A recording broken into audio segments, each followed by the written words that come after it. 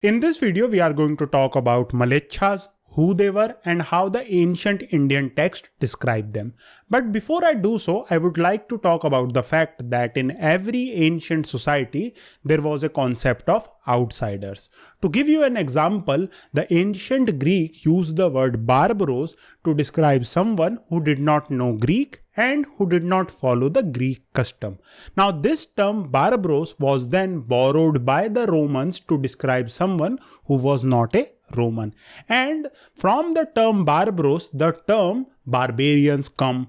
And the concept of barbarians and of outsiders was not only limited to the Western world. In other parts of the ancient world, particularly Chinese and other societies as well, we see that the concept of an outsider was present.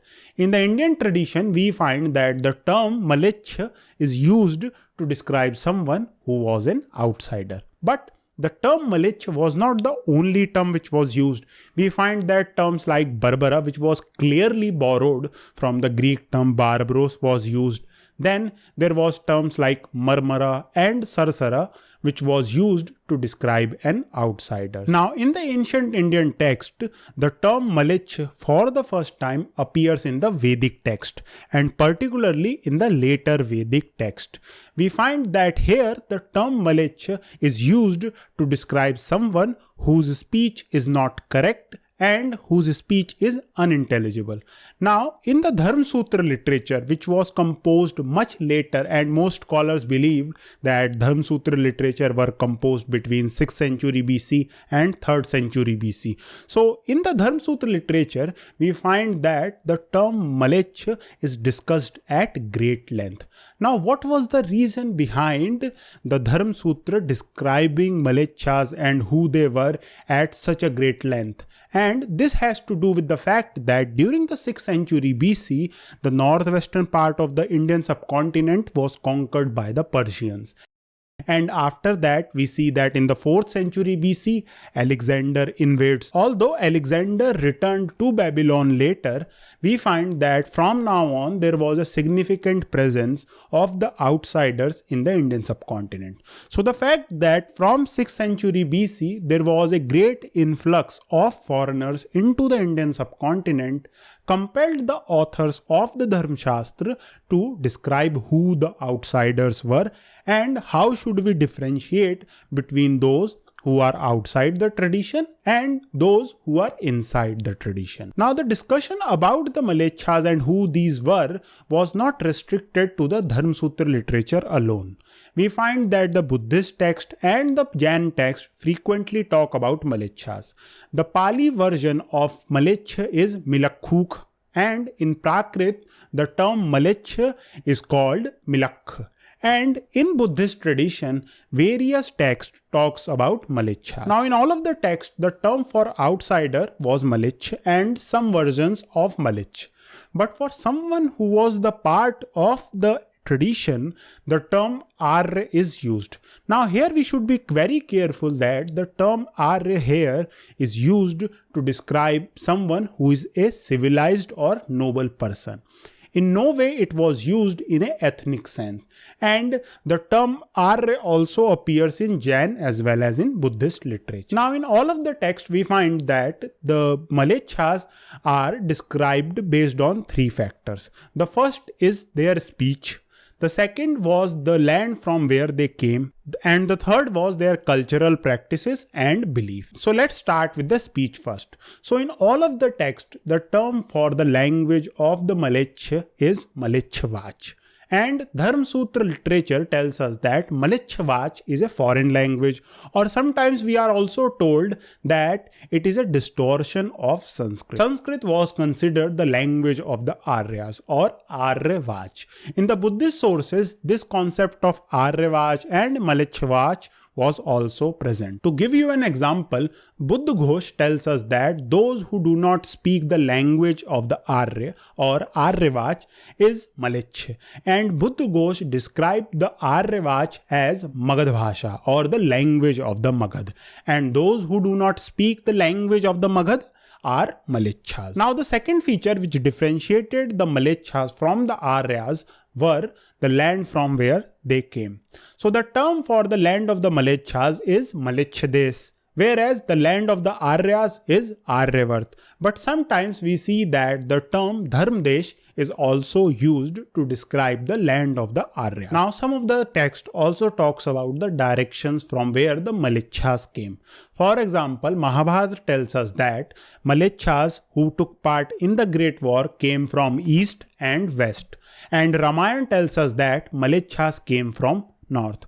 Now, most of the text talk about the fact that most of the Mlecchas belong to the north and northwestern part of the Indian subcontinent. And it is natural why most of the text say so, because most of the foreign invasion were from the north and northwest. Now, when it comes to describing the Mleccha Desh, Dharmasutra literature tells us that those lands which are not part of the Aryavart are Mleccha Desh. And we are told that Mleccha Desh is ritually impure. And this is because the Mleccha Desh does not have a Varna system and the Shraddha ceremony was not performed there. And that is why we are told that the Mleccha Desh is not fit for conducting Vedic sacrifices. Vishnu Purana even goes far as to say that those who are visiting Mleccha Desh or those who have visited Mleccha Desh should perform a Prayashchit ceremony so that they could become ritually pure again. And this attitude towards Mleccha Desh is also seen in the Buddhist text also. We find that Buddhist text tells the monks as well as the ordinary disciples that they should not visit Mleccha Desh. Another interesting aspect of the Dharmasutra is that we get a sense that the boundary between the Mleccha Desh and Aryavart is not a permanent one. We are told that some Mleccha Desh earlier were part of Aryavart, and in future some Mleccha Desh could become the part of Aryavart. And how could that happen, you may ask? So the Dharmasutra literature tells us that if a Kshatriya king conquers the Mleccha Desh and establishes the Varna system there, the Mleccha Desh could become fit for conducting Vedic sacrifices and it could become a part of Aryavart. Now the Dharmasutra literature tells us that this could happen because the Mlecchas are inherently impure, but the land of the Mlecchas could be purified. Now there is also a text which talks about what happens when Aryavart is conquered by the Mlecchas. So Medhatithi, who wrote a commentary on Manusmriti, have the answer for it. Medhatithi tells us that Aryavart is called Aryavart because Aryas sprang there from time to time. And even if the Mlecchas were able to conquer the Aryavart, they would not able to control it for a long time. So one thing we should understand that Medhatithi was writing this around 10th century AD, and this was the period when frequent Turkic invasions were happening. And here you can get a sense of how someone like Medhatithi was thinking about the Turkic invasions. Now we also see that in the Puranas there is a concept of Bharatvarsh, and we are told that in Bharatvarsh there are also some Mlecchas. To give you an example, Arthashastra tells us that there are various Mleccha jatis that are living in the forest. So these Mleccha jatis were basically forest tribes that were living there. Now the third distinction between the Aryas and the Mlecchas is the cultural practices and belief. And we are told that Mlecchas are those who do not follow the Varna system. And the Dharmasutra literature and the various Smritis tells us categorically that those who do not follow the Varna system are Mlecchas. And in Matsya Puran we are told that in Kali Yuga the Mlecchas and the Aryas will live with each other in all of the Janpadas. So these were the various description of Mlecchas that are found in the ancient text. So if you want to know more about the foreign invasion that were happening during this period, I will be uploading that video and you can watch it here. Thank you for watching.